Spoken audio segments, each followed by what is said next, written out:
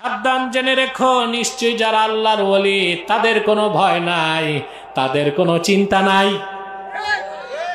তারা কারা?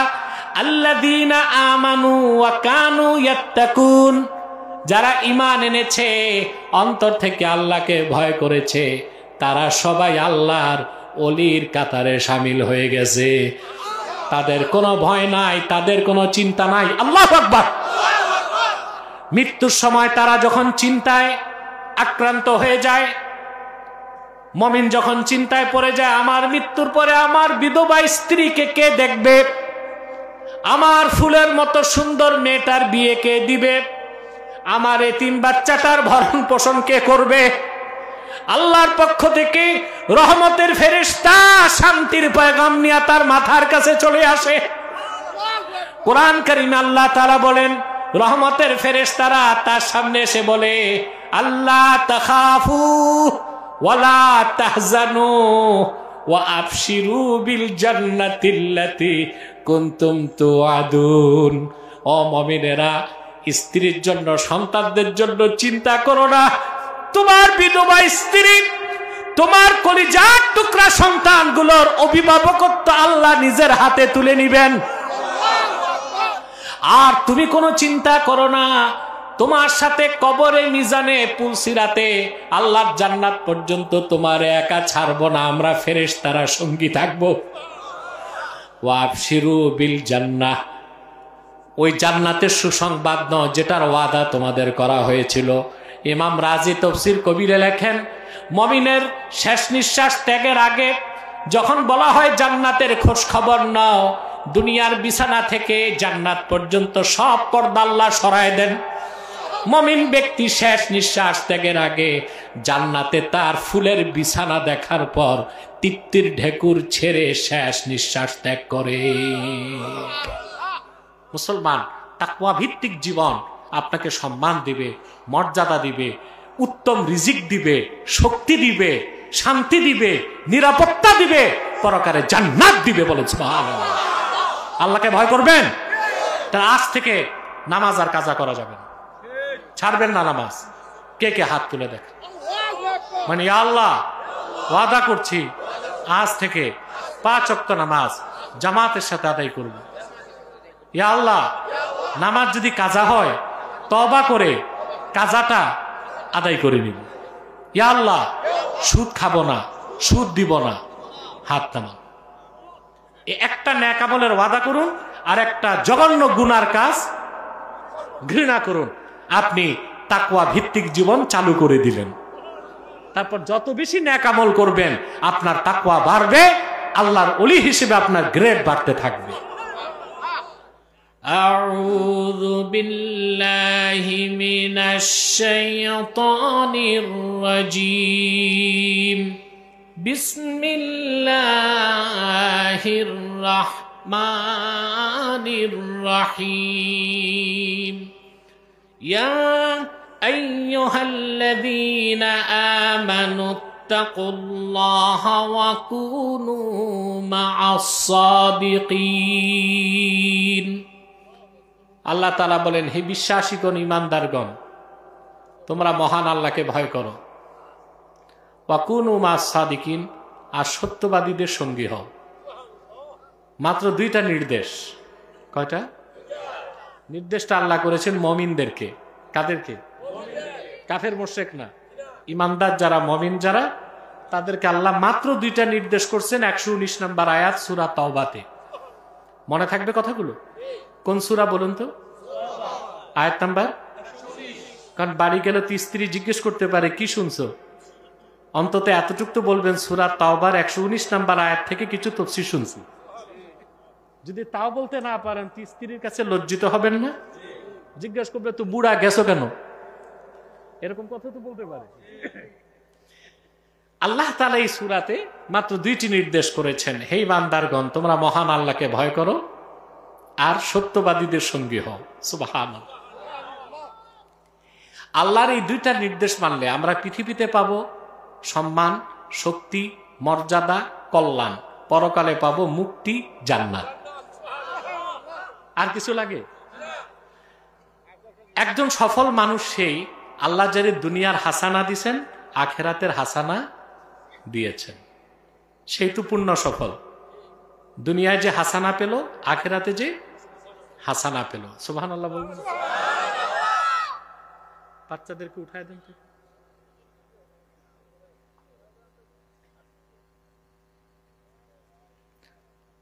শুনতেছেন? আল্লাহ তাআলা আমাদেরকে সবচেয়ে প্রিয় যে দোয়াটা শিক্ষা দিয়েছেন কোরআন শরীফে, রব্বানা আতিনা ফিদ দুনিয়া হাসানা ওয়া ফিল আখিরাতি হাসানাতাও ওয়া কিনা আযাবান্নার। আয় আল্লাহ, তুমি আমাদেরকে দুনিয়ার হাসানা দাও, আখিরাতের হাসানা দাও, জাহান্নামের আগুন থেকে বাঁচাও। এর চেয়ে সুন্দর শ্রেষ্ঠ আর কোন দোয়া আছে নাকি? সুবহানাল্লাহ। মুফাসসির ব্যাখ্যা করেন, দুনিয়ার হাসানা হচ্ছে আল্লাহ কোন ব্যক্তিকে যদি সতী সাধ্বী চরিত্রবতী সুন্দরী স্ত্রী দেন আর একটা বাড়ি দেন প্রশস্ত, সে দুনিয়ার হাসানা পেয়ে গেল। মূল সুখটা কিন্তু স্ত্রীর মধ্যে, ঠিক না?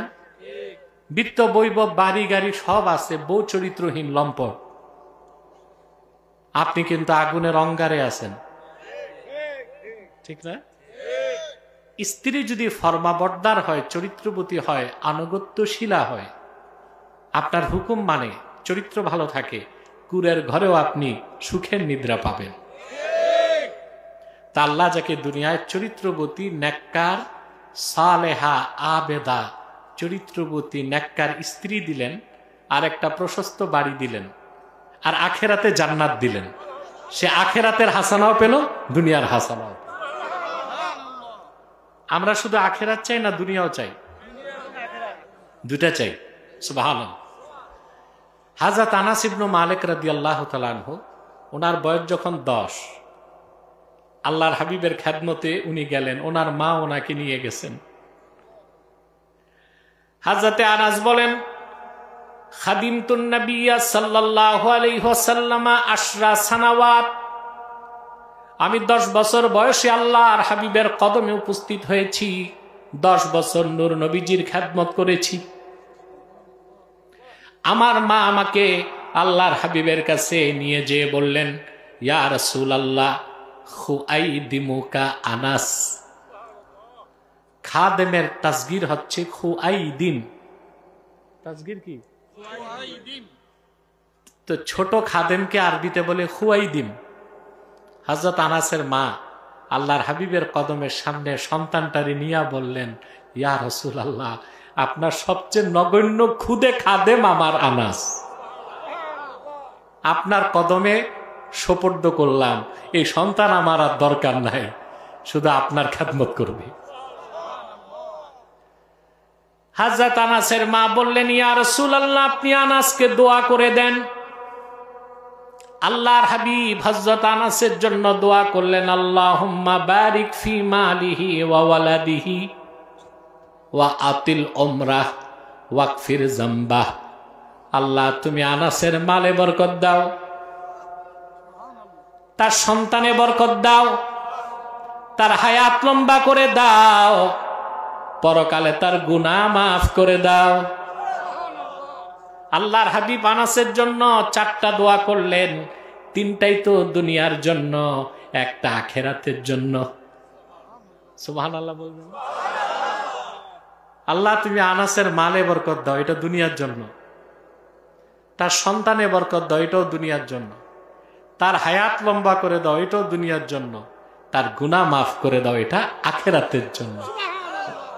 আল্লাহর হাবিব সাল্লাল্লাহু আলাইহি ওয়াসাল্লাম 4টা দোয়া করলেন, 3টাই দুনিয়ার জন্য, একটা আখিরাতের জন্য। তো দুনিয়া লাগবে কি না? সুবহানাল্লাহ বলবেন। উমদাতুল কারি শারহু সহিহুল বুখারীতে এসেছে, আনাস বিন মালিক রাদিয়াল্লাহু তাআলা আনহুকে আল্লাহ এত সম্পদ দিবেন নূর নবীর দোয়ার বরকতে, প্রতি বছর তার যাকাতের মাল বের করতে অসংখ্য উট লাগতো। তার হায়াত কত লম্বা হয়েছে আর কত সন্তান হয়েছে, তিনি নিজে তার ঔরসের 98 জন ছেলের সন্তান নাতি পুতি দাফন করছেন। এতে বোঝা যায় তার সন্তান কি পরিমাণ ছিল, হায়াত কত বেশি পেয়েছিলেন। হযরত আনাস বলেন, আমার বিশ্বাস চতুর্থ দোয়াটাও কবুল হয়েছে, আমার গুনাহও আল্লাহ মাফ করে দিয়েছেন। তা আমরা আখিরাতও চাই, দুনিয়াও চাই। এখন দুনিয়ার সম্মান, মর্যাদা, শক্তি, কল্যাণ, আখিরাতের মুক্তি, এই সব পেতে আল্লাহ দুইটা নির্দেশ করছেন। একটা হচ্ছে মুমিনগণ আল্লাহকে ভয় করো, আর দ্বিতীয় নির্দেশ ওয়াকুনু মাস সাদিকিন, সত্যবাদীদের সঙ্গী হও। সুবহান। মুমিনের সবচেয়ে বড় সম্পদ তাকওয়া, আল্লাহর ভয়, ঠিক না? আল্লাহ রাব্বুল আলামিন অন্যত্র বলেন, ইয়া আইয়ুহাল্লাযীনা আমানুত্তাকুল্লাহা হাক্কা তুকাতিহি ওয়া লা তামুতুন্না ইল্লা ওয়া আনতুম মুসলিমুন। হে মুমিনগণ, তোমরা আল্লাহকে যথাযথ ভয় করো, আর পরিপূর্ণ মুসলিম না হয়ে মৃত্যুকে আলিঙ্গন করো না। আমাদের বড় পরিচয় কি? আহারে লজ্জা হয় বলতে, আমরা মুসলিম। আমাদের প্রিন্সিপাল আইডেন্টিটি আমরা মুসলিম। এখন অনেকে আজে বাজে কথা বলতেছে, বলে যে আমাদের সবচেয়ে বড় পরিচয় আমরা বাঙালি। নাউজুবিল্লাহ। আমাদের কবরে জিজ্ঞেস করবে আমি বাঙালি কিনা। বলে ধর্ম বর্ণ সবকিছুর উপরে মানুষ না, সবকিছুর উপরে আমার ঈমান ও ইসলাম, এর উপরে কিচ্ছু নাই। যদি বলা হয় ধর্ম বর্ণ সবকিছুর উপরে মানুষ, তা আইন প্রয়োগ হবে কেমনে? তা তো বলতে হয় আইনের উপরও মানুষ। কথা বলেন তো, মানুষ চুরি করলে তাকে আইন প্রয়োগ করা যাবে? বলা হবে মানুষ তো আইনের উপরে। কথা বলে না। ব্যভিচার করলে, ধর্ষণ করলে কেস করা যাবে? বলা হবে সে তো মানুষ, আইনের উপরে কি? তাহলে যারা সেকুলার আধুনিক রাষ্ট্র ব্যবস্থায় বিশ্বাসী, পশ্চিমা আদর্শে বিশ্বাসী, তারাও মনে করে মানুষের উপরে আইন, আর আমাদের বিশ্বাস সবকিছুর উপরে ঈমান ও ইসলাম, এর উপরে কোনো কিছু নাই। 2 নাম্বার, আমাদের প্রিন্সিপাল আইডেন্টিটি, আমরা মুসলমান। মূল পরিচয় কি? সেকুলার বা ধর্মনিরপেক্ষতায় বিশ্বাসী যারা এই কথাগুলো বলতো, আমরা দুঃখ পেতাম না, এগুলো তাদের অভ্যাস। কিন্তু ইসলামিস্ট বা রাইটিস্ট, ইসলামী আদর্শে বিশ্বাসী বা ডানপন্থী কেউ বললে আমাদের কলিজা এটা শেলের মতো আঘাত করে। এটা মেনে নিতে আমরা পারি না। আমাদের সবচেয়ে বড় পরিচয় আমরা মুসলমান, ঠিক কিনা? এটা কে শিখাইছেন এই পরিচয় দিতে?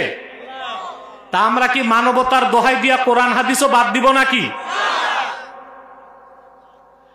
আল্লাহ রাব্বুল আলামিন বলেন, কুল ইয়া আহলাল কিতাবি তাআলাউ ইলা কালিমাতিন সাওয়াইন বাইনানা ওয়া বাইনাকুম আল্লা না'বুদা ইল্লাল্লাহ ওয়া লা নুশরিকা বিহি শাইআন ওয়া লা ইয়াত্তাখিযা বা'দুনা বা'দান أربابا من دون الله فإن تولوا فقولوا اشهدوا بأننا مسلمون।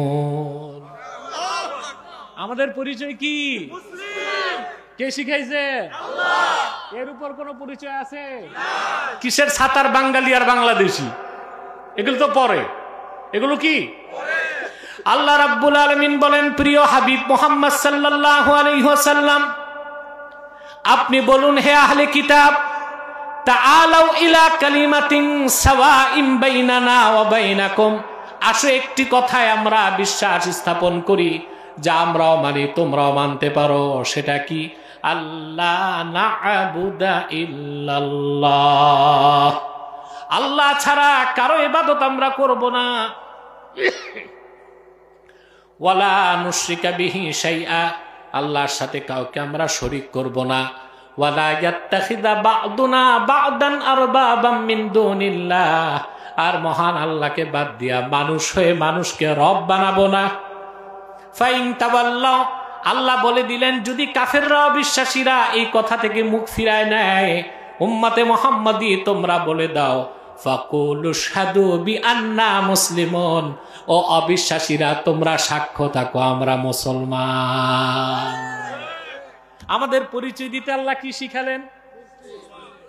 তো ধর্ম বর্ণ সবকিছুর আগে আমি বাঙালি, আমি মানুষ, এগুলো মুসলমানের পরিচয় না, এগুলো জড়বাদীদের পরিচয়, সেকুলারদের পরিচয়। আমাদের সবচেয়ে বড় পরিচয় আমরা উম্মতে মুহাম্মাদি মুসলমান, ঠিক কিনা? আমার ভাইরা, আল্লাহ রাব্বুল আলামিন কোরআনে কারীমের মধ্যে সেই জন্য বলেছেন, হে মুমিনগণ তোমরা আল্লাহকে যথাযথ ভয় করো। ওয়ালা তামুতুন্না ইল্লা ওয়া আনতুম মুসলিমুন, আর মুসলমান না হয়ে মৃত্যুকে আলিঙ্গন করো না। আরে ভাই, আপনি মুসলিমের পরিচয় কিভাবে আপনি ঢাকবেন? জন্মসূত্রেই তো আপনি মুসলিম। প্রত্যেক আদম সন্তান মুসলিম হিসেবে জন্ম নেয়। তার বাবা মা তারে কাফের বানায়, নাস্তিক বানায়, জিন্দিক বানায়, ইহুদি বানায়, নাসারা বানায়, মাজুসি বানায়। জন্মসূত্রে আমরা কি? মৃত্যুর সময় আল্লাহ বলছে কি পরিচয় লাগবে? মুসলিম। তাহলে এর চেয়ে বড় পরিচয় আছে নাকি? তা আমাদের মাথায় ভাবে আউলাইলো কিভাবে? আল্লাহ হেদায়েত করুক। আমার ভাইয়ের, আল্লাহর হাবিবের সাথ করেছেন বুখারী শরীফের হাদিস, কুল্লু মাউলুদিন ইউলাদু আলাল ফিতরাহ ফাবাওয়াহু ইউহাউইদানিহি আও ইউনাসসিরানিহি আও ইউমাজ্জিসানিহি। প্রত্যেক মানব সন্তান মুসলিম হিসেবে জন্ম নেয়। তার বাবা মা তারে হয় ইহুদি বানায়, খ্রিস্টান বানায়, মাজুসি বানায়, জিন্দিক বানায়, নাসারা বানায়, হিন্দু বানায়, বেঈমান বানায়। তা আমাদের জন্মটাই কি হিসেবে? বেঁচে থাকবো, মরবো, সুবহানাল্লাহ। এই খাঁটি মুসলিম হতে তাকওয়া লাগবে। এই জন্য আল্লাহ বলেছেন, ইয়া আইয়ুহাল্লাযীনা আমানুত্তাকুল্লাহা হাক্কা তুকাতিহ, মুমিনগণ আল্লাহকে যথাযথ ভয় করো আর পরিপূর্ণ মুসলিম না হয়ে মৃত্যুকে আলিঙ্গন করো না। কোরআনে কারীমের অন্যত্র আল্লাহ তাআলা বলেন, ইয়া আইয়ুহাল্লাযীনা আমানুত্তাকুল্লাহা ওয়া কুলু কাওলান সাদীদা ইউসলিহ লাকুম আ'মালাকুম ওয়া ইয়াগফির লাকুম যুনুবাকুম ওয়া মান ইউতি'ইল্লাহা ওয়া রাসূলাহু ফাকাদ ফাযা ফাওজান আযীমা। আল্লাহ রাব্বুল আলামিন বলেন, হে মুমিনগণ আল্লাহকে ভয় করো, ওয়া কুলু কাওলান সাদীদা, যা সত্য, সহজ সরল হক কথা তা বলো। আল্লাহর ভয় যার অন্তরে নাই সে কি হক কথা বলতে পারে? না। রিজিকের ভয় যার, কমিটির ভয় যার, চাকরির ভয় যার, সে কখনো হক কথা বলতে পারে না। আল্লাহকে পুরাপুরি যে ভয় পায় সে নির্দ্বিধায় হক কথা বলতে পারে। আল্লাহ পাক বলেন, ইউসলিহ লাকুম আ'মালাকুম, আল্লাহ তোমাদের সব আমলগুলোকে ঠিক করে দিবেন। ওয়া ইয়াগফির লাকুম যুনুবাকুম, জীবনের সব গুনাহ মাফ করে দিবেন। ওয়া মান ইউতি'ইল্লাহা ওয়া রাসূলাহু ফাকাদ ফাযা ফাওজান আযীমা, যে ব্যক্তি আল্লাহর আনুগত্য গ্রহণ করলো, মুহাম্মদ সাল্লাল্লাহু আলাইহি সাল্লামের আনুগত্যকে গ্রহণ করলো, ওনার আনিত দ্বীন ইসলামকে বিশ্বাস করার মাধ্যমে, ফাকাদ ফাযা ফাওজান আযীমা, সে লোকটাই সফলতার শীর্ষ সোপান লাভ করলো। পৃথিবীতে কল্যাণ, মুক্তি, শক্তি, সমৃদ্ধি, মর্যাদার জন্য তাকওয়ার কোনো বিকল্প নাই। আর পরকালে বেহেশতের জন্য তাকওয়া হচ্ছে সবচেয়ে বড় পুঁজি। সুবহানাল্লাহ বলে। আমরা সম্মান চাই, শক্তি, প্রত্যেকটা মানুষ সম্মানও চায়, শক্তিও চায়। কিন্তু মানুষ সম্মান আর শক্তি খুঁজে চার জিনিসে। কয় জিনিসে? প্রথম হচ্ছে মানি, পয়সা। তারপর শক্তি আর সম্মান খুঁজে মাসাল, পেশি শক্তি। তারপর শক্তি ও সম্মান খুঁজে ম্যান্ডেট, জনসমর্থন। এই যে এমপিরা এত টাকা খরচ করে কেন ভোট নিতে? 4 নাম্বার হচ্ছে মিডিয়া। এটাকে বলা হয় 4M থিওরি। কি? মানি, মাসাল, ম্যান্ডেট, মিডিয়া। এই 4টা জিনিস যার বেশি থাকবে পৃথিবীতে সে হয় সুপার পাওয়ার। এই চারটা আমেরিকার বেশি। আমেরিকার এই চারটা ওর টাকা কত জানেন? বর্তমানে তার রিজার্ভ আছে $23 ট্রিলিয়ন। বিলিয়ন না, ট্রিলিয়ন। 1000 বিলিয়নে 1 ট্রিলিয়ন। ওর রিজার্ভ আছে $23 ট্রিলিয়ন। তবে এটা ওর নিজের না, চুরি চামারির টাকা। এটা আমাদের টাকাই। ইরাকের তেল চুরির টাকা, লিবিয়ার তেল চুরির টাকা, সিরিয়ার তেল চুরির টাকা, ঠিক না? চাক চুরির টাকা হলো ওর আছে, তো আছে না? কয়েক বছর আগে দেখলাম মিডিয়াতে এসেছে, বাংলাদেশে কোন ভিক্ষুক মারা গেছে, তার বাড়িতে 2.5 কোটি টাকা পাওয়া গেছে। ভিক্ষুকের বাড়িতে। হ্যাঁ, তিতাসি, গাজীপুরে। কত বছরে টাকাগুলো জমাইছে সে। আমার মনে হয় তিতাসে সে ধনীদের মধ্যে 1 থেকে 10-এর মধ্যে ছিল না, কিন্তু ছিল কি ভিক্ষুক। আমার কথা, টাকা তো ছিল মানুষের টাকাই। আমেরিকার টাকা আছে কত? $23 ট্রিলিয়ন। তারপর তার মাসাল পেশি শক্তি কি পরিমাণ? তার ফাইটার আছে 2500, এয়ারক্রাফট ক্যারিয়ার আছে 14টা, nuclear weapon atom bomb fit করা যন্ত্র আছে 5000-এর উপরে, বুঝলেন? তার 7.5 লাখ নিয়মিত সৈন্য। মাসাল, এতেও সে 1 নাম্বার। 3 নাম্বার হচ্ছে ম্যান্ডেট। এই পৃথিবীতে যত মাস্তানি আর অবৈধ কাজের লাইসেন্স লাগে ওর বাড়িতেই জাতিসংঘ বসায় রাখছে। 4 নাম্বার মিডিয়া। আল জাজিরা বাদ দিলে সব মিডিয়া তার পকেটে। তো সে সুপার পাওয়ার না? কথা বলেন। কিন্তু সুপার পাওয়ার পরাশক্তি ধরাশক্তি হয়ে গেল আফগানিস্তানে মোল্লাদের কাছে। কারণ আমেরিকার কাছে 4টা শক্তি আছে, মানি আছে, মাসাল আছে, ম্যান্ডেট আছে, মিডিয়া আছে, কিন্তু আফগানিস্তানে মোল্লাদের কাছে সিনায় তাকওয়া আছে।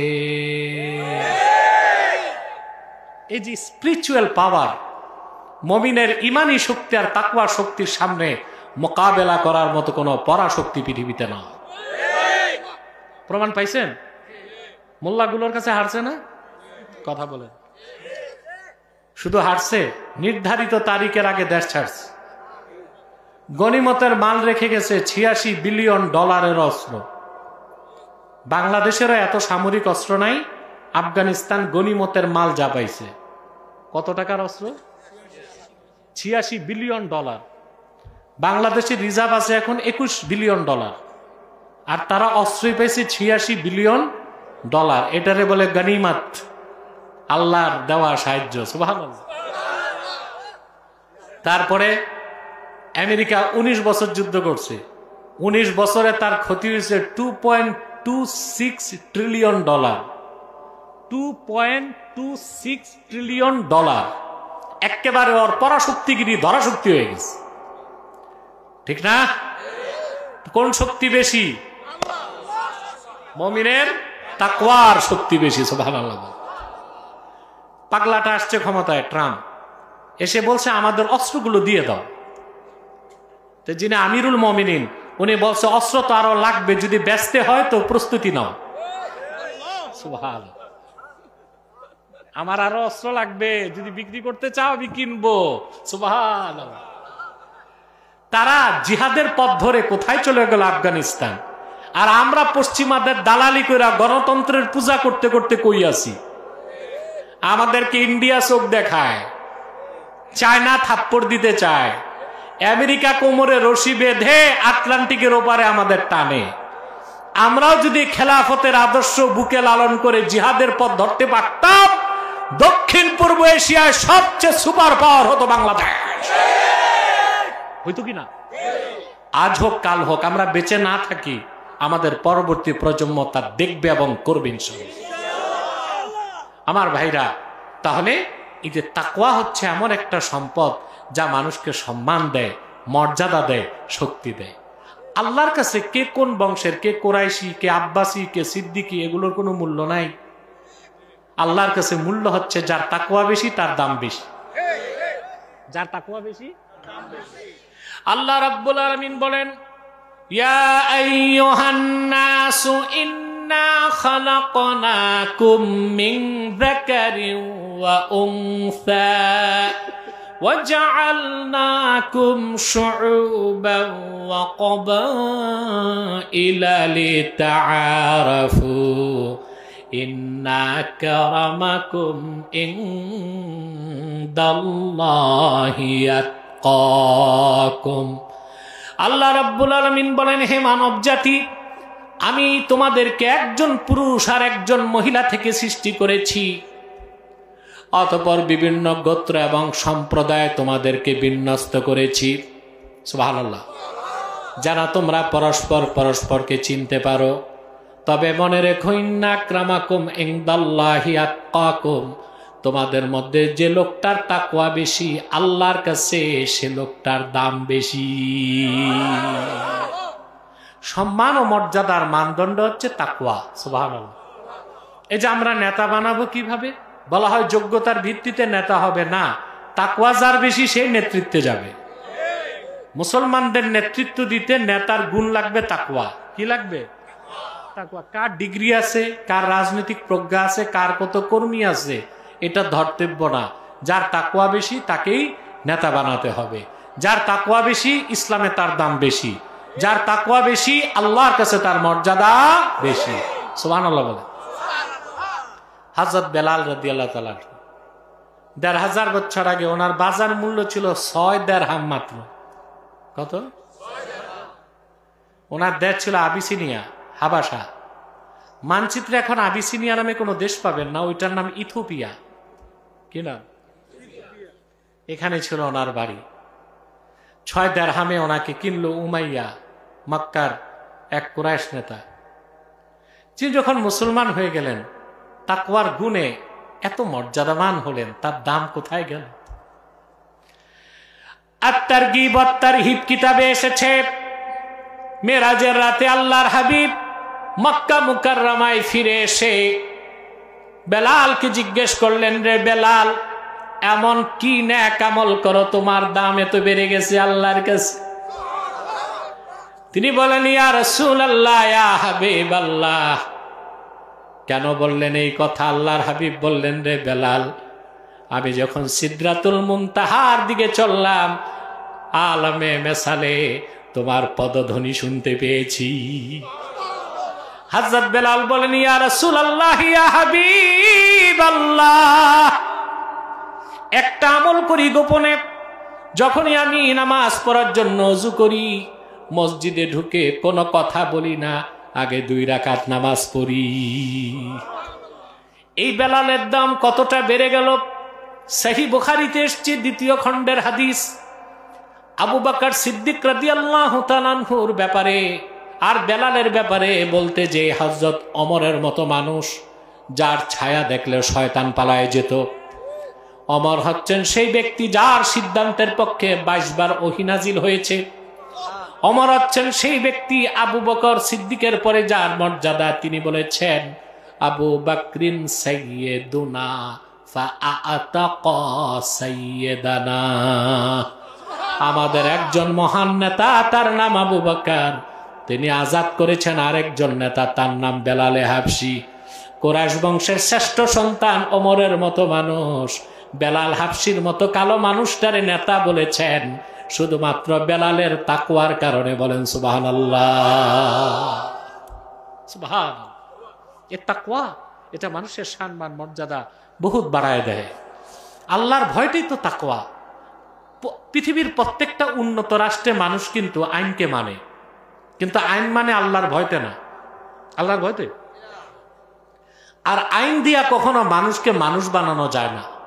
আইন যখন সরে যায়, মানুষ তখন পশুত্বের দিকে দৌড়ায়। আপনার গত মাসে দেখছেন না, আমেরিকার ক্যালিফোর্নিয়ার লস অ্যাঞ্জেলসে আগুন লাগছে? দেখছেন? আগুনটা আল্লাহর গজব না? 15টি মাস কুখ্যাত ইসরায়েল আমার ফিলিস্তিনি ভাই বোনদেরকে হত্যা করছে। 15 মাসে 1-2 46,000 মানুষকে শহীদ করছে। গাজা একটা মসজিদ দাঁড়ায় নাই। 70% বাড়িঘর মাটির সাথে মিশাই দিছে। 1,20,000 মানুষ বাস্তুহারা হয়েছে। 1,20,000 মানুষ আহত হয়েছে, লক্ষ লক্ষ মানুষ বাস্তুহারা হয়েছে। ইসরায়েলের মতো, ইসরায়েলের প্রধানমন্ত্রী নেতানিয়াহু এই হিংস্র জঙ্গলি কুত্তাটা এই অত্যাচার করেছে আমেরিকার দুঃসাহসে। আমেরিকা তাকে টাকা দিছে, পয়সা দিছে, মদত করছে। 15 মাসে আমেরিকা ইসরায়েলকে সাহায্য করেছে $2,200 কোটি। কত? শুধু ফিলিস্তিনে হামলা করতে আর গাজাতে হামলা করতে। আল্লাহর গজবের আগুন যখন আসছে, 15 দিনেই ওর আগুনে জ্বলে গেছে $11,500 কোটি সম্পদ। আমাদের কলিজায় যে আগুন জ্বলতেছিল, ওই আগুন জ্বলার পর আমাদের কলিজায় পানি নামছে। সুবহানাল্লাহ বলুন, খুশি হন নাই? তারপর 11,000 কোটি আগুনে জ্বলছে, আর হাজার হাজার কোটি ওই দেশের লুটেরারা লুটপাট করছে। আমরা বলি ওরা সভ্য, কি বলি? কই সভ্য? আগুন লাগছে পরে ওদের অসভ্যতা প্রকাশ পাইছে। তাহলে আইন দিয়া কখনো মানুষকে ঠিক করা যায় না। মানুষ মানুষ হয় আল্লাহর ভয় যখন তার অন্তরে জাগ্রত হয়। এই জন্য আল্লাহ রাব্বুল আলামিন প্রচলিত আইন আর শরিয়া আইনে এখানেই পার্থক্য। প্রচলিত আইনের মাধ্যমে কল্যাণ রাষ্ট্র বানানো যায়, কিন্তু নাগরিকদেরকে মানুষ বানানো যায় না। আর শরিয়া আইন দিয়ে কল্যাণ রাষ্ট্র বানানো যায়, মানুষগুলোকে মানুষ বানানো যায়।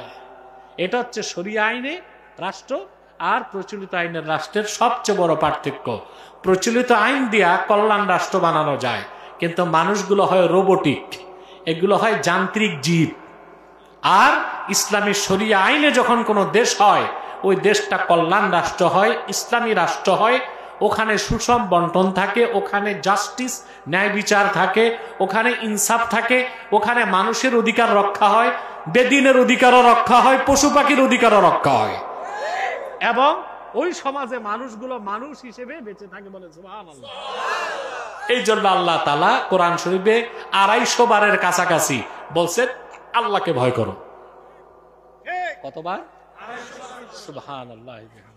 আল্লাহর ভয়টাই মানুষকে মানুষ বানায়, অপরাধ থেকে মানুষকে মুক্ত রাখে। এই যে বাংলাদেশে যত চুরি চামারি হয়েছে, প্রায় কয়েক লক্ষ কোটি টাকা চুরি হয়েছে, বিদেশ গেছে। এগুলো কারা চুরি করছে? মোবাইল চোর, জুতা চোর, সিচকে চোরেরা, না শিক্ষিত মানুষগুলো? কেন? উচ্চ শিক্ষিত ওরা, মাস্টার্স, অনার্স, বিসিএস ক্যাডার, তারপর পিএসসি, পাবলিক সার্ভিস কমিশন থেকে চাকরি পেয়ে ইউএনও, টিএনও, ডিসি, এসপি, আমলা, কামলা, সচিব, উপসচিব হয়েছে। তারপর চুরি করে বিদেশে টাকা পাচার করছে। তার মানে হচ্ছে তাদেরকে আমরা শিক্ষা দিছি, ডিগ্রি দিছি, চরিত্র দিতে পারিনি। কারণ ওদেরকে যে শিক্ষায় শিক্ষিত করেছে, ওই শিক্ষা তাদেরকে অন্তরে আল্লাহর ভয় সৃষ্টি করে নাই।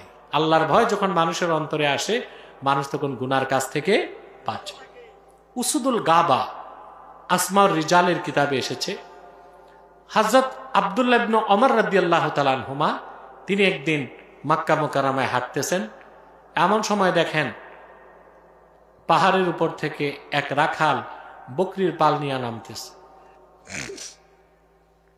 এতগুলো বকরি দেখে আব্দুল্লাহ বিন ওমর রাদিয়াল্লাহু তাআলা আনহুমার লোভ লাগছে, কিনতে মন চাইছে বকরি। রাখালকে বললেন, বিনি শাতাম মিনাল গানাম, একটা বকরি আমার কাছে বিক্রি করো।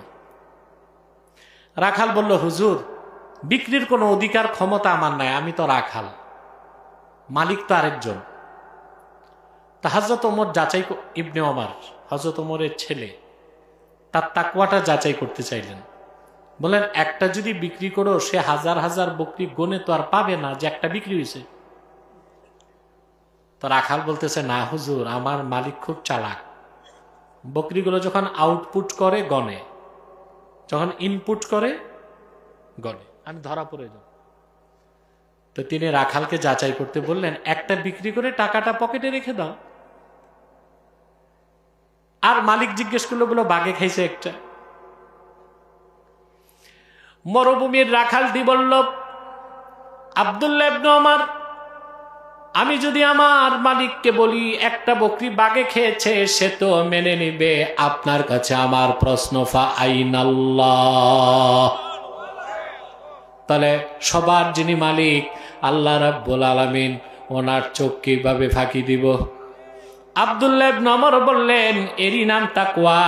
আর তোমার অন্তরে আল্লাহর ভয় তাকওয়া আছে কিনা এটাই আমি যাচাই করতে চেয়েছিলাম।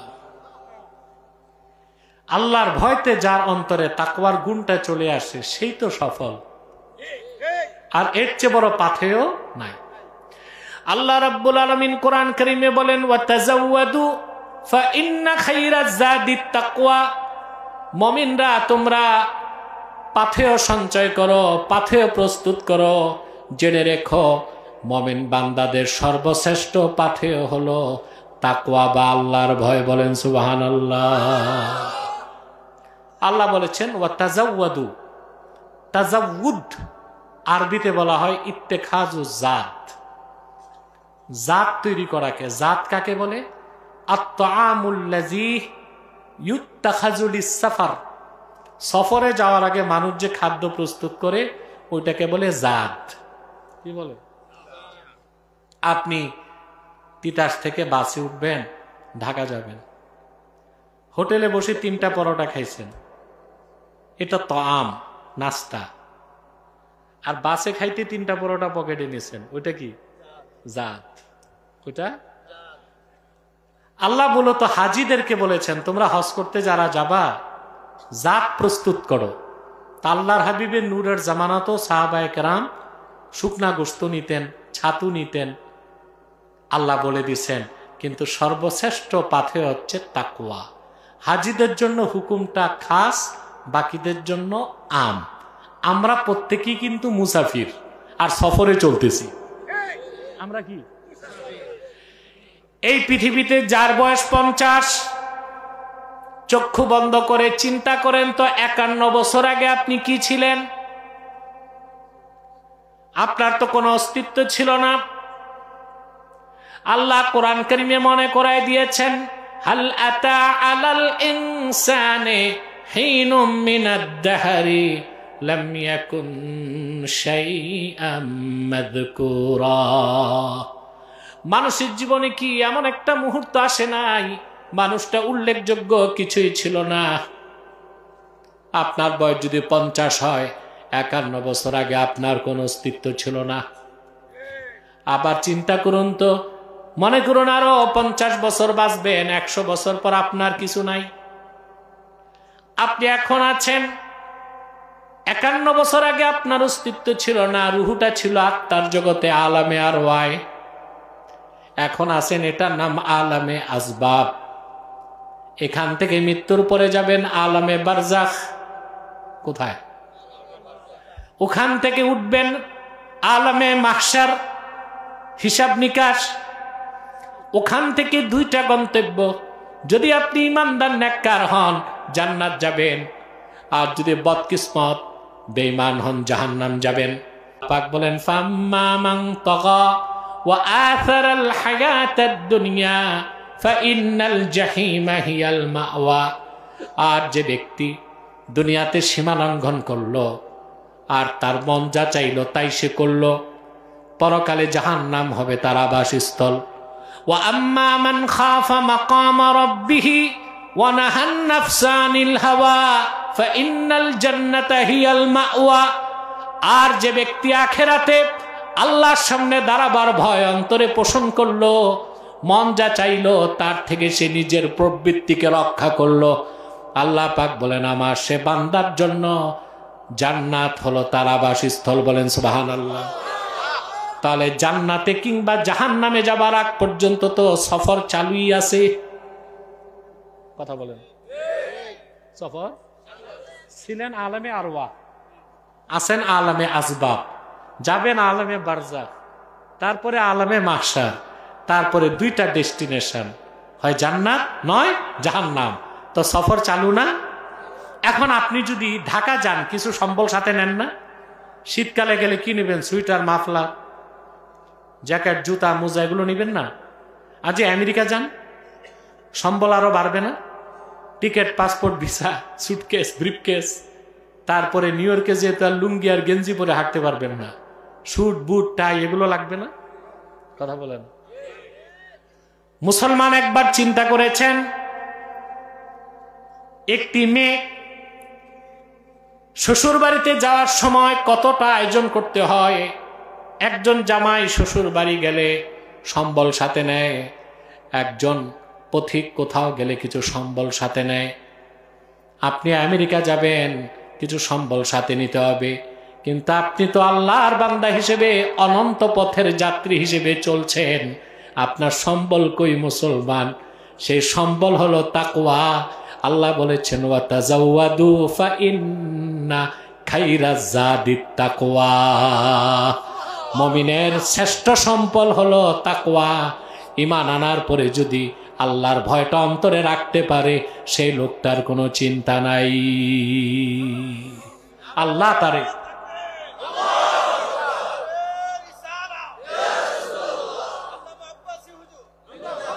যার ঈমান আছে, আল্লাহর ভয় অন্তরে আছে, সে তো আল্লাহর ওলি। দুনিয়াতেও তার চিন্তা নাই, আখেরাতেও চিন্তা আছে। তার যে চিন্তা নাই, ভয় নাই, গ্যারান্টি কে দিছেন? আল্লাহ রাব্বুল আলামিন বলেন আলা ইন্না আউলিয়া আল্লাহি লা খাউফুন আলাইহিম ওয়ালা হুম ইয়াহজানুন। সাবধান জেনে রেখো, নিশ্চয়ই যারা আল্লাহর ওলি তাদের কোনো ভয় নাই, তাদের কোনো চিন্তা নাই। তারা কারা? আল্লাযীনা আমানু ওয়া কানু ইয়াত্তাকুন। যারা ঈমান এনেছে, অন্তর থেকে আল্লাহকে ভয় করেছে, তারা সবাই আল্লাহর ওলির কাতারে শামিল হয়ে গেছে। তাদের কোনো ভয় নাই, তাদের কোনো চিন্তা নাই। আল্লাহু আকবার। মৃত্যুর সময় তারা যখন চিন্তায় আক্রান্ত হয়ে যায়, মুমিন যখন চিন্তায় পড়ে যায়, আমার মৃত্যুর পরে আমার বিধবা স্ত্রীকে কে দেখবে, আমার ফুলের মতো সুন্দর মেয়েটার বিয়ে কে দিবে, আমার এতিম বাচ্চাটার ভরণ পোষণ কে করবে। আল্লাহর পক্ষ থেকে রহমতের ফেরেশতা শান্তির পয়গাম নিয়ে তার মাথার কাছে চলে আসে। কোরআন কারীমে আল্লাহ তাআলা বলেন, রহমতের ফেরেশতারা তার সামনে এসে বলে, আল্লাহ তাখাফু ওয়ালা তাহজানু ওয়া আবশিরু বিল জান্নাতিল্লাতী কুনতুম তুআদুন। ও মুমিনেরা, স্ত্রীর জন্য, সন্তানদের জন্য চিন্তা করো না। তোমার বিধবা স্ত্রী, তোমার কলিজার টুকরা সন্তানগুলোর অভিভাবকত্ব আল্লাহ নিজের হাতে তুলে নিবেন। আর তুমি কোনো চিন্তা করো না, তোমার সাথে কবরে, মিজানে, পুলসিরাতে, আল্লাহর জান্নাত পর্যন্ত তোমার একা ছাড়বো না, আমরা ফেরেশতারা সঙ্গী থাকবো। ওয়াবশিরু বিল জান্নাহ, ওই জান্নাতের সুসংবাদ নয় যেটার ওয়াদা তোমাদের করা হয়েছিল। ইমাম রাজি তাফসীর কবিরে লেখেন, মুমিনের শেষ নিঃশ্বাস ত্যাগের আগে যখন বলা হয় জান্নাতের খোঁজ খবর নাও, দুনিয়ার বিছানা থেকে জান্নাত পর্যন্ত সব পর্দা আল্লাহ সরায় দেন। মুমিন ব্যক্তি শেষ নিঃশ্বাস ত্যাগের আগে জান্নাতে তার ফুলের বিছানা দেখার পর তৃপ্তির ঢেকুর ছেড়ে শেষ নিঃশ্বাস ত্যাগ করে। মুসলমান, তাকওয়া ভিত্তিক জীবন আপনাকে সম্মান দিবে, মর্যাদা দিবে, উত্তম রিজিক দিবে, শক্তি দিবে, শান্তি দিবে, নিরাপত্তা দিবে, পরকালে জান্নাত দিবে। বলে সুবহানাল্লাহ। আল্লাহকে ভয় করবেন। তার আজ থেকে নামাজ আর কাজা করা যাবে না, ছাড়বেন না নামাজ। কে কে হাত তুলে দেখেন, মানে আল্লাহ ওয়াদা করছি আজ থেকে 5 ওয়াক্ত নামাজ জামাতের সাথে আদায় করব। ইয়া আল্লাহ, নামাজ যদি কাজা হয় তওবা করে কাজাটা আদায় করে নিব। ইয়া আল্লাহ, সুদ খাবো না, সুদ দিব না। হাত নামান। একটা নেক আমলের ওয়াদা করুন, আর একটা জঘন্য গুনার কাজ ঘৃণা করুন। আপনি তাকওয়া ভিত্তিক জীবন চালু করে দিলেন। তারপর যত বেশি নেক আমল করবেন, আপনার তাকওয়া বাড়বে, আল্লাহর ওলি হিসেবে আপনার গ্রেড বাড়তে থাকবে। প্রায় তো 50 মিনিট চলে গেল। সূরা তাওবা 119 নম্বর আয়াতের একটা অংশের ব্যাখ্যা কিছুটা তুলে ধরলাম, দ্বিতীয় অংশটা সংক্ষেপে বলি। দ্বিতীয় নির্দেশ আল্লাহ বলেন, ওয়াকুনু মাস সাদিকিন, সত্যবাদীদের সঙ্গী হও। আপনার পীর কে হবে, আপনার নেতা কে হবে, আপনার মুরব্বী কে হবে, আল্লাহ বলে দিয়েছেন সত্যবাদী হইতে হবে। কি হইতে পারে? এখন আমরা কিন্তু সত্যবাদী কি মিথ্যাবাদী কি তা বুঝি না। যার ঈমান নাই সে যদি সারা জীবন সত্য কথা বলে তারপরও সে মিথ্যাবাদী। আগে ঈমান, তারপর সত্য কথা বলতে হবে। তার মানে কাফের মুশরিক বেঈমান কখনো সত্যবাদী হইতে, কোন কাফের মুশরিক বেঈমান অবিশ্বাসী সত্য বললে তাকে সত্যবাদী বলা যাবে না, বলা হবে তার এই কথাটা সত্য, কিন্তু তাকে সত্যবাদী বলা বড় কঠিন বিষয়। কারণ যে আল্লাহর তাওহীদ মানে না, আমার নূর নবী সাল্লাল্লাহু আলাইহি ওয়াসাল্লামের রিসালাত মানে না, কোরআন মানে না, সে কোনোদিন সত্যবাদী হইতে পারে না, মিথ্যাবাদী। এই জন্য কাফের মুশরিক কখনো সত্যবাদী হইতে পারে না। যদি তার কথা সত্য হয় বলা হবে তার এই কথাটা কিন্তু সে মিথ্যাবাদী। সে কি? আর মুমিন, তাকে মুমিন সর্বাবস্থায় সত্যবাদী। সে যদি মিথ্যা বলে তো বলা হবে তার এই কথাটা মিথ্যা, তার এই কথাটা মিথ্যা। সত্যবাদী কারা? 119 নম্বর আয়াতে আল্লাহ বলছেন কুনু মা সাদিকিন, সত্যবাদীদের সঙ্গী হও। কিন্তু আল্লাহ নিজে আবার তাফসীর করে দিয়েছেন সত্যবাদী কারা সূরা হুজুরাতে। আল্লাহ রাব্বুল আলামিন বলেন ইন্নামাল মুমিনুনা আল্লাযীনা আমানু বিল্লাহি ওয়া রাসূলিহি থুম্মা লাম ইয়ারতাবু ওয়া জাহাদু বিআমওয়ালিহিম ওয়া আনফুসিহিম ফি সাবিলিল্লাহি উলাইকা হুমুস সাদিকুন। আল্লাহ রাব্বুল আলামিন বলেন নিশ্চয় পরিপূর্ণ মুমিন তো তারাই যারা ঈমান এনেছে আল্লাহর উপর, ঈমান এনেছে মুহাম্মদ সাল্লাল্লাহু আলাইহি সাল্লামের উপর। সুম্মা লাম ইয়ারতাবু, অতঃপর ঈমান ও ইসলামের একটা ক্ষুদ্র বিষয়কেও সন্দেহ করল না। এটা শর্ত। এটা কি? ওয়াজাহাদু বিআমওয়ালিহিম ওয়া আনফুসিহিম ফি সাবিলিল্লাহ, অতঃপর জানমাল দিয়া লড়াই করলো আল্লাহর দ্বীনের পথে। আল্লাহ বলেন উলাইকা হুমুস সাদিকুন, তারাই সত্যবাদী। বলেন সুবহানাল্লাহ। তা আপনি যদি পীর ধরতে চান সত্যবাদী হইতে হবে। দেখবেন পীরের ঈমান ঠিক কিনা, ইয়াকিন ঠিক কিনা, জানমাল দিয়ে আল্লাহর পথে জিহাদ করে কিনা। ওই রকম পীর ধরলে সে আপনার নেতা হবে। রাজনৈতিক অঙ্গনে যারা নেতৃত্ব দিবে ওই নেতাদেরকেও দেখবেন সে ইমানদার কিনা। কথা বলেন, তার ঈমান ঠিক কিনা, তার আমল ঠিক কিনা, আল্লাহর দ্বীনের জন্য জানমাল দিতে প্রস্তুত কিনা। তাহলে এখানেও আমাদের সংশোধন করতে হবে। যোগ্যতার ভিত্তিতে মুসলমান নেতা বানাবে না, ঈমান ও তাকওয়ার মানদণ্ডে মুসলমান নেতা বানাবে। ঠিক কিনা বলে? আমাদের বক্তব্যগুলো কারেকশন করতে হবে, হবে কিনা? যার ঈমান ঠিক তারা নেতা বানাবেন। দেখুন, ফাঁকি দিয়ে একটা রাজনৈতিক কথা বলি। আপনারা তখন দেশ সংস্কার করতেছেন না, চেষ্টা করতেছেন। আসলে কি দেশ সংস্কারের ক্ষমতা কি ডক্টর ইউনূসের আছে? এ লোকের বয়স এখন 86 বছর। এর যদি আপনারা বেশি চাপ দেন হঠাৎ দেখবেন হার্ট অ্যাটাক করছে, লাইফ সাপোর্ট লাগবে। আসলে দেশ সংস্কারের পূর্ণ ক্ষমতা আল্লাহ আপনাদের হাতেই রাখছেন।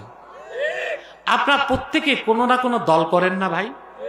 তো প্রত্যেক রাজনৈতিক দলে কিছু ভালো মানুষ কিন্তু আছে। আপনি যেই দলেরই ভোট দিবেন আপনি দেখবেন আপনি যারে ভোট দিচ্ছেন সে মুসলমান কিনা। সে যদি কাফের মুশরিক হয় তারে ভোট দিবেন না। তারপর দেখবেন সে মুমিন হওয়ার পর দেখবেন সে নামাজ পড়ে কিনা, তারপর দেখবেন তার রুজি হালাল কিনা। প্রত্যেক রাজনৈতিক দলের মানুষগুলো যদি তার নিজ নিজ দলের নির্বাচনের ক্ষেত্রে এইভাবে নেতাগুলোকে বাছাই করে তো বাংলাদেশ চেহারা বদলাবে না? বদলাবে। তখন বাংলাদেশ হয়ে যাবে একটা ইসলামী সমাজ। পররাষ্ট্রবিজ্ঞানে একটা কথা আছে, রাষ্ট্রবিজ্ঞানে society is great than state, রাষ্ট্র থেকে সমাজ বড়। তা আমরা যদি এই নীতিতে একটা ইসলামী সমাজ বানাই দিতে পারি, পরবর্তী প্রজন্ম বাংলাদেশকে ইসলামী রাষ্ট্র বানাই দিবে ইনশাআল্লাহ। ঠিক না? তাহলে আমরা কাদেরকে নেতা বানাবো? আল্লাহ বলে দিয়েছেন কুনু মাস সাদিকিন, সত্যবাদীদেরকে নেতা বানাতে হবে। কিন্তু বড় দুঃখজনক, আমাদের দেশে অধিকাংশ রাজনৈতিক দলের অধিকাংশ নেতাই চরম মিথ্যাবাদী। তাদের ঈমান ঠিক নাই, ভিতরে মুনাফিকি, ভিতরে ফরমালিন ঢুকছে, মুনাফিকি মুনাফিকি। নামাজ নাই একক, তো রুজি রোজগার সবটাই হারাম, ঋণ খেলাপি, সুদ, চাঁদাবাজি, দাগাবাজি, চান্দাবাজি, টেন্ডারবাজি, চাঁদাবাজি, ঠিক না? তাহলে আমাদের কাদেরকে নেতা বানাবেন ভালো করে চিন্তা করেন। এখন আসুন, আধ্যাত্মিক জগতে আপনাকে যে নেতৃত্ব দিবে তরিকত তাসাউফের ক্ষেত্রে, ওই লোকটা সত্যবাদী হইতে হবে।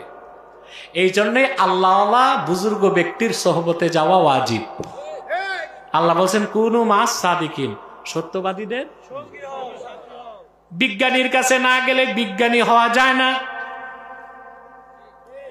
ডাক্তারের কাছে যে ডাক্তারি না শিখলে ডাক্তার হওয়া যায় না, প্রকৌশলীর কাছে না গেলে প্রকৌশলী হওয়া যায় না, আল্লাহওয়ালা বুজুর্গ ব্যক্তির সান্নিধ্যে না গেলে আল্লাহওয়ালা হওয়া যায় না। আমি একটা হাদিস শোনাচ্ছি আপনাদেরকে বুখারী শরীফ থেকে, আর খুব ছোট করে ঘটনাটা কোরআন কারীম থেকে শোনাচ্ছি। মুসা নবী একদিন, আমি যে হাদিসটা বলতেছি বুখারী শরীফ প্রথম খণ্ড কিতাবুল ইলমে এসেছে হাদিসটা। মুসা নবী একদিন ওয়াজ করতেছেন। বনি ইসরায়েলের কত বড় পয়গম্বর মুসা নবী, ইলমান জিসমান, সুবহানাল্লাহ। বনি ইসরায়েলের পয়গম্বরদের মধ্যে অনেক পাওয়ারফুল পয়গম্বর ছিল মুসা নবী। 10 হাত লম্বা ছিলেন। কত? লাঠিটা ছিল তার 10 হাত লম্বা। যখন লাফ দিতেন তো 10 হাত উঠতে পারতেন। ওস বিন উনুককে যখন তিনি আঘাত করছেন, তিনি ছিলেন 10 হাত লম্বা, লাঠি ছিল 10 হাত, লাফ দিচ্ছেন 10 হাত, 30 হাত উপরে যা লাগছে ওস বিন উনুকের টাকনুতে। বুঝতে পারছেন? এই রকম জাসিম ব্যক্তি মুসা নবী ওয়াজ করতেছেন।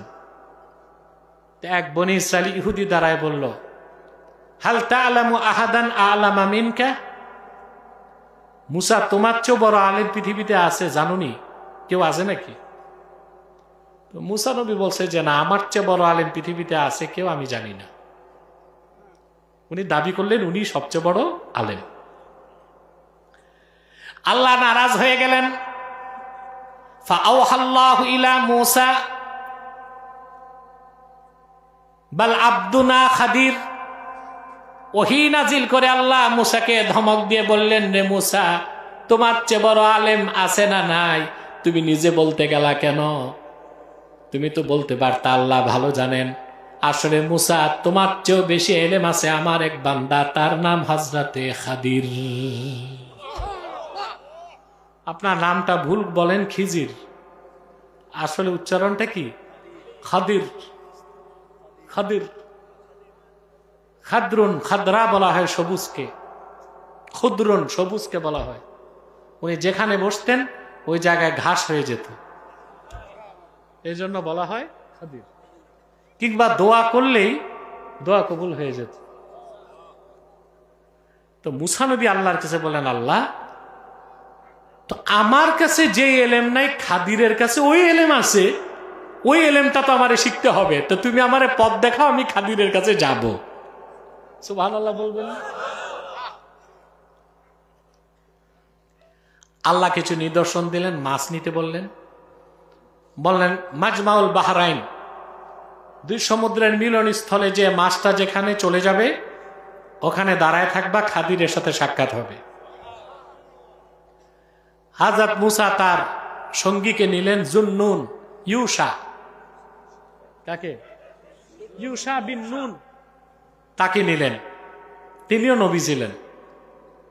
দুইজন রওনা দিচ্ছেন। মাজমাউল বাহরাইনে যাওয়ার পর একটা পাথরে মাথা রেখে দুইজন ঘুমাইছেন, ওই ফাঁকে মাছ গেছে সাগরে। যাক, লম্বা ঘটনা। পরে তারা ফিরে আসছেন, দাঁড়ায় আছেন। হঠাৎ দেখেন হযরত খাদির সামনে। মুসা নবী পরিচয় দিলেন।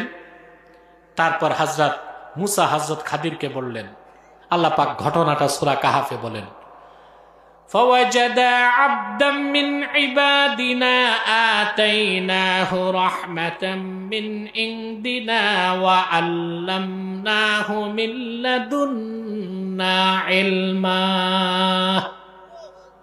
মুসা এবং তার সঙ্গী দুজনই খাদিরের সাক্ষাৎ পেলেন। তারপরে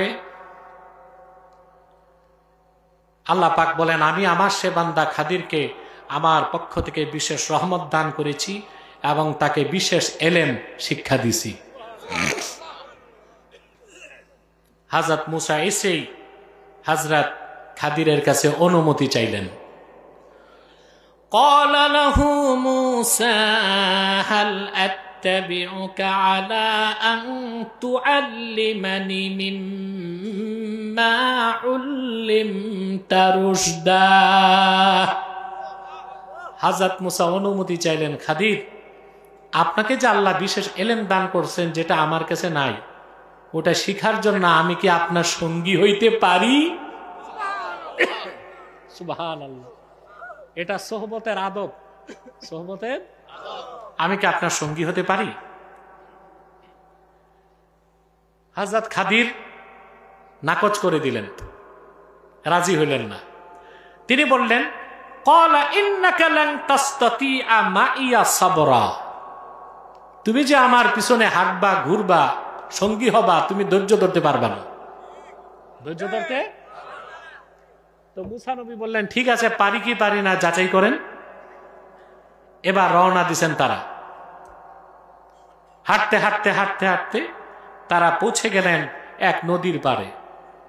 বুঝলেন, বুখারী শরীফের মধ্যে রওয়ায়েতে এসেছে হযরত খাদির আর মুসা দুজনকে নৌকা চালক চিনে ফেলছে। দোনোজন নৌকা দিয়া তাদের দোনোজনকে পার করে দিছে। বুখারী শরীফে এসেছে বিগায়ের নৌল আয় বিগায়ের উজরাত, পয়সা ছাড়া ফ্রি পার করে দিছে ইজ্জত করে। আল্লাহ পাক বলেন, পার হবার পর হযরত খাদির কি করলেন? আল্লাহ পাক বলেন, حتى إذا ركبا في السفينة خرقها قال أخرقتها لتغرق أهلها لقد جئت شيئا إمرا। দুজন নৌকা পার হবার পর ওপার গেলেন। ওপার যে হযরত খাদির নৌকার তলা ছিদ্র করে দিলেন। মুসা নবী বললেন যে এটা কি কাজ করছেন আপনি? হ্যাঁ, এটা আপনি কি কাজ করছেন? ওরা ফিরিয়ে আমাদেরকে পার করে দিল আর আপনি কি না নৌকার তলাটা ছিদ্র করে দিয়েছেন? হযরত খাদির তখন বললেন, আলাম আকুল ইন্নাকা লান তাসতাতিআ মাইয়া সাবরা। আমি কি বলি নাই তুমি ধৈর্য ধরতে পারবা না, শুধু প্রশ্ন করবা বারবার? তা হযরত খাদির বললেন, ঠিক আছে, লা তুআখিজনি বিমা নাসিতু ওয়ালা তুরহিকনি মিন আমরি উসরা। আমি ভুলে গেছি, প্রশ্ন করে ফেলছি, এটা আপনি বাদ দেন আর অযথা কিছু আমার উপর চাপাই দিয়েন না, সামনে চলেন। আবার দুইজন রওনা দিস। রওনা দিয়ে কিছু দূর যাওয়ার পর হযরত খাদির এক বাচ্চা দেখলেন। বাচ্চার বাম হাতে গর্দান ধরে ডান হাতে তার কল্লা পুরাটা কেটে দিয়েছেন।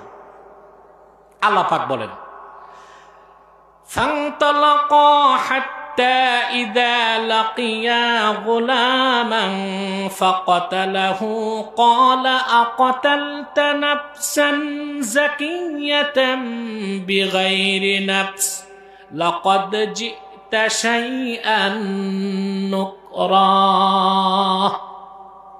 হযরত খাদির আর চুপ থাকতে পারলেন না, বললেন, একটা নিষ্পাপ বাচ্চা এরে তুমি হত্যা করলে, এটা কেমন কাজ হইছে? হ্যাঁ, এটা তো খুব মন্দ কাজ করছেন আপনি, এটা উচিত হয় নাই। হযরত খাদির বললেন, আলাম আকুল্লাকা ইন্নাকা লান তাসতাতিয়া মাইয়া সাবরা। আমি কি বলি নাই যে তুমি ধৈর্য ধরতে পারবা না? আমার কাজে বারবার তুমি ফেরকা ধরবা, বারবার প্রশ্ন করবা। তা মুসা নবী ওয়াদা করছেন, তিনি বলছেন, ইন সাআলতুকা আন শাইইন বা'দাহা ফালা তুসাহিবনি। এরপর যদি আরেকবারও আপনাকে প্রশ্ন করি, আপনি আমাকে সঙ্গী বানাবেন না। এবার রওনা দিছেন। বুঝলেন দুজন।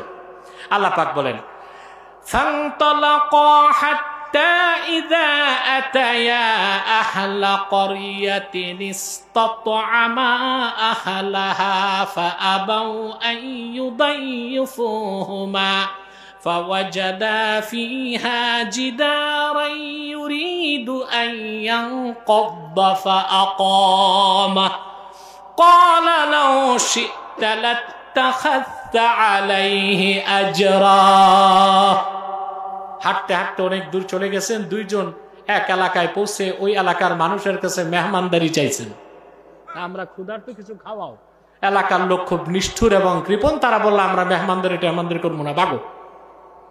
মুসা নবী বের হয়ে একটা ভগ্ন দেওয়াল হযরত খাদির এটা ঠিক করা শুরু করছেন, আর হযরত মুসাকে সাথে নিয়েছেন যে মুসা আসো আমরা দুইজন মিলে দেওয়ালটা বানাই। তখন হযরত মুসা বললেন, খাদির আগে দুইটা কাজ তো কিছুই বুঝি নাই, 3 নাম্বার কাজটাও তো বুঝলাম না। নৌকা সাদা করছো ফিরি ফিরি পার হইয়া, তারপরে বাচ্চাটারে মারছো বিনা কারণে, আর এখানে মেহমানদারি চাইলাম মেহমানদারি করলো না, তুমি বিনা পয়সায় কি করতে ওয়াল বানাই দিতেছো, পারিশ্রমিক তো নিতে পারতা। তো মুসা নবী হযরত খাদির বললেন, হাজা ফেরাক ও বাইনি ও বাইনি, তোমার আমার সম্পর্ক এখানেই শেষ, যাও তুমি তোমার পথে যাও, আমি আমার পথে যাই। মুসা নবীকে ব্যাখ্যাগুলি দাও এবার, কারণ তার কাছে তো শরীয়ত, তার কাছে কি সুবহানাল্লাহ। এবার হযরত খাদির ব্যাখ্যাগুলো তুলে ধরছেন। হযরত খাদির বললেন, আম্মাস সাফিনাতু ফাকানাত লিমাসাকিনা ইয়া'মালুনা ফিল বাহরি ফাআরাদতু আন আ'ইবাহা ওয়া কানা ওয়ারাআহুম মালিকুন ইয়াখুযু কুল্লা সাফিনাতিন গসবা। যে নৌকাটা আমরা পার হয়েছি এটা মিসকিনদের নৌকা, পিছনে আসতেছে অত্যাচারী শাসক, আসতেছে এই নৌকাটা রিকুইজেশন করবে, গসব করবে, তা আমি একটু ছিদ্র করে খুদ বানাই দিলাম, যেন খুদ পাইলে গসব না করে, মিসকিনরা পরে তলা ঠিক করে ব্যবসা করতে। মুসা নবীকে তাই ঠিক আছে, কি আছে, তো বাচ্চাটা মারছো কেন? তিনি বলেন, وَأَمَّا الْغُلَامُ فَكَانَ أَبَوَاهُ مُؤْمِنَيْنِ فَخَشِينَا أَن يُرْهِقَهُمَا طُغْيَانًا وَكُفْرًا। বাচ্চাটার যে মারছি, এই বাচ্চার পিতামাতা দুইজনই খুব মুমিন নেককার। আল্লাহ প্রদত্ত জ্ঞানে আমি দেখতে পেরেছি তার তকদির অনুযায়ী সে নাফরমান হবে, পিতামাতার উপর জুলুম করবে এবং নাফরমানিকে চাপাই দিবে, সেজন্য আমি তাকে হত্যা করে ফেলেছি, সেও বেঁচে যাক, আর তার পিতামাতাকে আল্লাহ নেককার সন্তান দিবেন, পিতামাতাও বেঁচে যাবে। বলেন সুবহানাল্লাহ। হযরত মুসা বলেন, এই কাজটাও কি হয়েছে? ওয়াল উঠেছো কেন? কষ্ট কেন উঠেছে? وَأَمَّا الْجِدَارُ فَكَانَ لِغُلَامَيْنِ يَتِيمَيْنِ فِي الْمَدِينَةِ وَكَانَ تَحْتَهُ كَنْزٌ لَهُمَا وَكَانَ أَبُوهُمَا صَالِحًا। আমি যে ওয়ালটা উঠাই দিছি এটার নিচে দুইজন এতিমের সম্পদ আছে, এই এতিমের বাপ মা ছিল আল্লাহর ওলি নেককার। ওয়াল যে ভেঙে গেছে চোরের হাতে যাবে, ওয়াল উঠাই দিছি যেন এতিম সন্তানগুলো বড় হয়ে তাদের সম্পদগুলো বুঝে পায়। সুবহান। হযরত মুসা বলেন এটাও ঠিক হয়েছে। সুবহান। এখন বিষয়টা কি হলো খেয়াল করেন, কোরআন কারীমের এই আয়াতের ব্যাখ্যা করতে যে মোল্লা আলী কারি মিশকাতের শরামের কাতে লেখেন, ফানাজারা মুসা ইলা আলামি শাহাদা ওয়া নাজারাল খাদির ইলা আলামিল গায়েব। মুসা নবীর দৃষ্টি ছিল শরীয়তের দিকে, আর খাদিরের দৃষ্টি ছিল মারেফতের দিকে। খাদিরের কাছে ছিল এলমে মারেফত, মুসার কাছে ছিল এলমে। মুসার মতো এত বড় পয়গম্বরকে আল্লাহ মারেফত শিখতে খাদিরের কাছে পাঠাইছেন, এর নাম সোহবত। এর নাম কি? আবার ভাইরা, পূর্বে পয়গম্বরদেরকে আল্লাহ রাব্বুল আলামিন কাউকে ইলমে শরীয়ত বেশি দিতেন, ইলমে মারিফত কম দিতেন, কাউকে ইলমে মারিফত বেশি দিতেন, কাউকে ইলমে শরীয়ত কম দিতেন। কিন্তু আখিরি নবী নূর নবীজি মুহাম্মদ মুস্তাফা সাল্লাল্লাহু আলাইহি ওয়াসাল্লামের মাধ্যমে ১৫০০ বছর আগে আল্লাহ তাআলা দ্বীন ইসলামকে পরিপূর্ণ করে দিয়েছেন। ওনার দ্বীন ইসলামের মধ্যে শরীয়ত আছে, তরিকত আছে, হাকিকত আছে, মারিফত আছে। সুবহানাল্লাহ বলেন। সেজন্য আল্লাহর হাবিব মুহাম্মদ সাল্লাল্লাহু আলাইহি ওয়াসাল্লামের উম্মতের মধ্যে যারা শরীয়ত, তরিকত, হাকিকত, মারিফত শিখে মুহাক্কিক ইনসানে কামেল হয়েছে, অন্য দুর্বল ইমানদারদের জন্য ওয়াজিব হচ্ছে তাদের কাছে যে সোহবত নিয়ে তরিকত তাসাউফ মারিফত শিক্ষা করা। বলেন সুবহানাল্লাহ। এটাই আল্লাহ বলেছেন, ইয়া আইয়ুহাল্লাযীনা আমানুত্তাকুল্লাহা ওয়া কুনু মাস সাদিকিন। মুমিনগণ, তোমরা আল্লাহকে ভয় করো আর সত্যবাদীদের সঙ্গী হও। আমরা কি আমল করব নাকি? আল্লাহ আমাদের কবুল করুক, আল্লাহ আমাদের মঞ্জুর করুক।